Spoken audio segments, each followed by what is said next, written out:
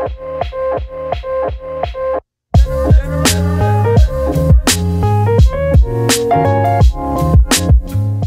guys, welcome back to my channel. If you're new here, my name is Allison and I'm a senior at the University of North Texas, majoring in fashion merchandising, also known as just merchandising. If this is your first time stumbling across my channel, introduce yourself down below. Let's get to know each other.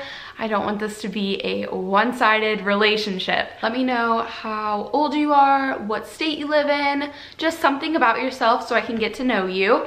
And thumbs up this video, subscribe if you want to see more informational videos like these or just vlogs in general. Today I'm going to be talking about fashion merchandising and all that you can actually do with the degree. So the merchandising degree covers all of these different career paths that I'm going to share with you guys. And I get a lot of questions about this on my channel, like what you can actually do with a merchandising or fashion merchandising degree. I'm actually compiling all of this information into a video for you guys so that you're more educated on the topic, because I know there's not a whole lot out there when you're researching about fashion merchandising and trying to find a major that you want to go with throughout your college career. So I'm just trying to provide as much information as I possibly can for you guys so that you make the right decision.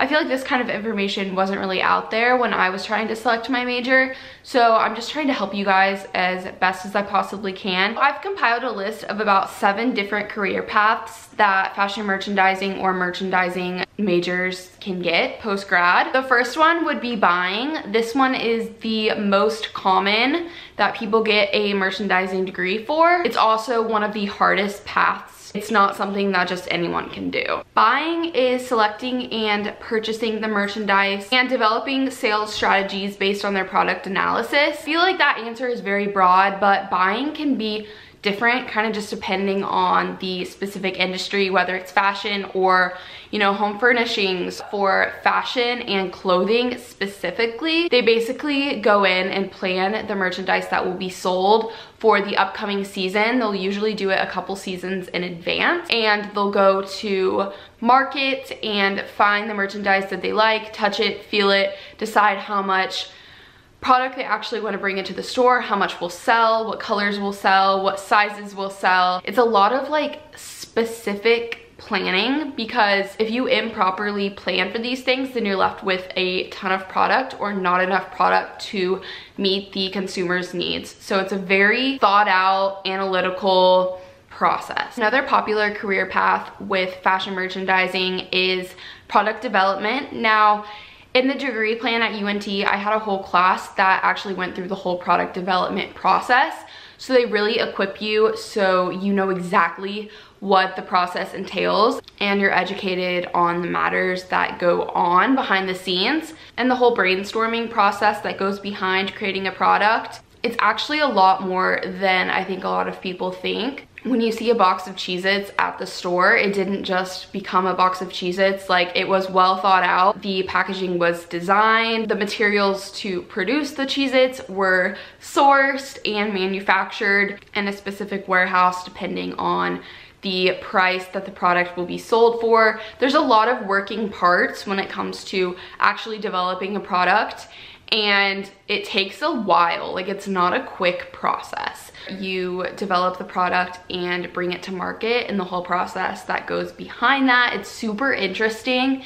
In my course at UNT, I actually was able to create a clothing line from scratch.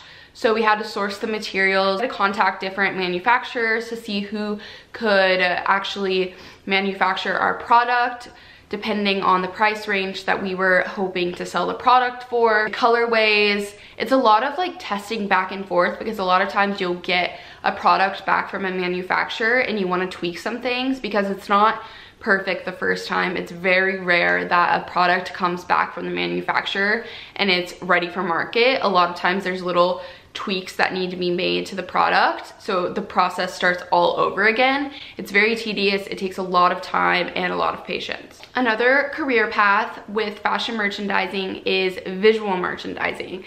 This is one of my favorites. I'm really passionate about visual merchandising. I actually do quite a bit of visual merchandising at my job now, and I love it. It's my favorite part of my job. Visual merchandising is essentially arranging a storefront to best suit sales and to captivate the attention of customers. Not only is it important for product visibility to have your most expensive merchandise at the front of the store, so it's the first thing that customers see, it's what catches their eye. You never want to put, you know, a really expensive pair of jeans in the back, because the likelihood that the customer makes it from the front of the store to the back of the store is a lot less slim than them making it to the front of the store. So you want to have your best merchandise up front so it captivates the attention of the consumer and they're intrigued by your storefront and they continue walking in to see the rest of your merchandise.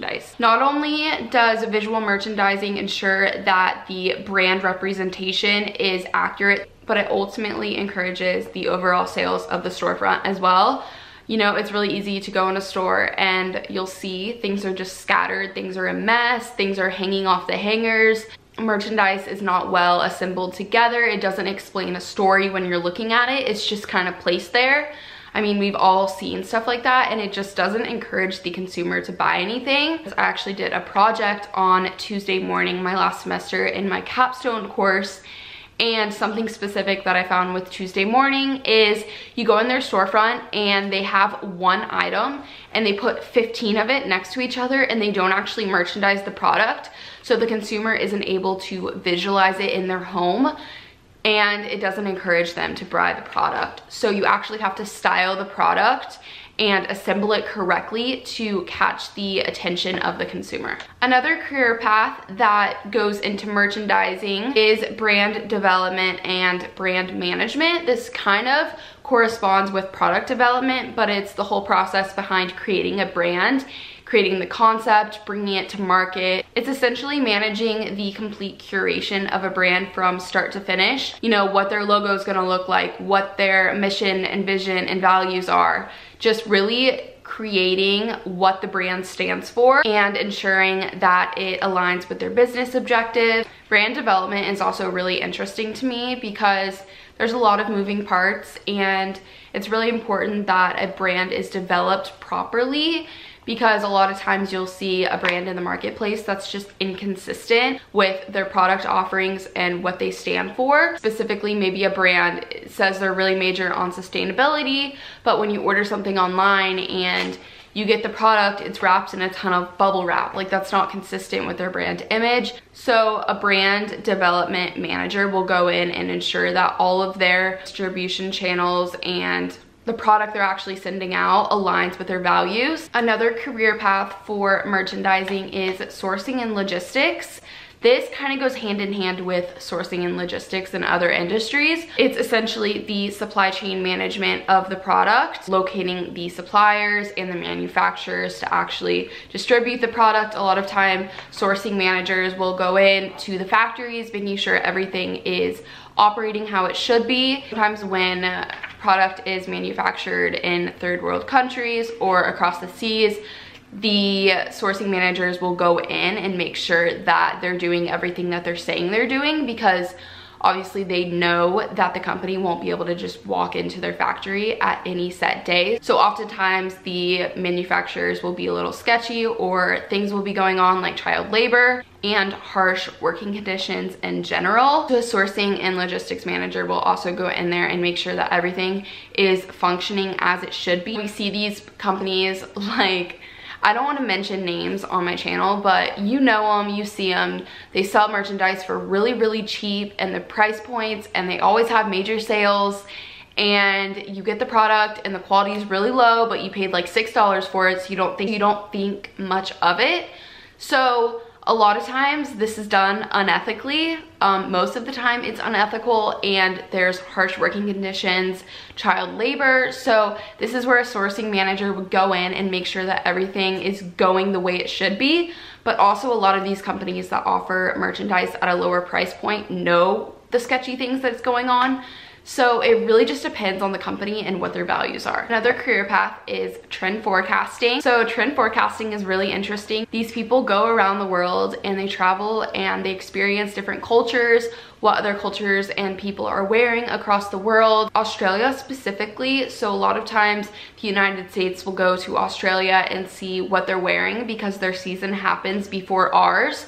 So a lot of times the fashion here is actually influenced by Australian fashion because they get it first, and the manufacturers over there are able to produce the product first. American brands will sometimes replicate it. So, you know, inspiration can really come from anywhere, but that's what a trend forecaster does. They're able to nail down the trend before it happens so that they can produce the product effectively. Fashion inspiration can be found anywhere, and trend forecaster is able to effectively nail it down regardless of where the source is coming from. Lastly, a lot of people that major in merchandising are just entrepreneurs, which is what I would consider myself to be. Merchandising allows entrepreneurs that look to produce a product or develop a brand one day. It shows them exactly how. So I went to school with a lot of people that are hoping to open their own storefronts, or they want to create their own online boutique, or they want to create a beauty brand of some kind. So entrepreneurs that are looking to go into fashion or beauty or just lifestyle, home furnishings, a lot of times they will major in merchandising because the degree teaches them exactly how to do what they want to do. I hope you guys enjoyed this video. I know it was very descriptive and detailed, but that's exactly what I wanted for you guys. If I didn't answer any questions that you were wondering, please leave them down below so I can answer them for you guys. But I feel like I covered just about everything that a merchandising degree teaches you how to do. Basically equips you for every job that could be done in the fashion industry. I know I probably didn't mention some, but they're all under the tiers that I did mention. I definitely think if you are interested in any of these possible career paths, that you should check out your university for just more degree information. Do your research, find exactly what it is that you want to do, and there's almost always a major out there that will teach you exactly how to do it. And I will see you guys in my next video. Definitely subscribe for more videos like these. Bye guys.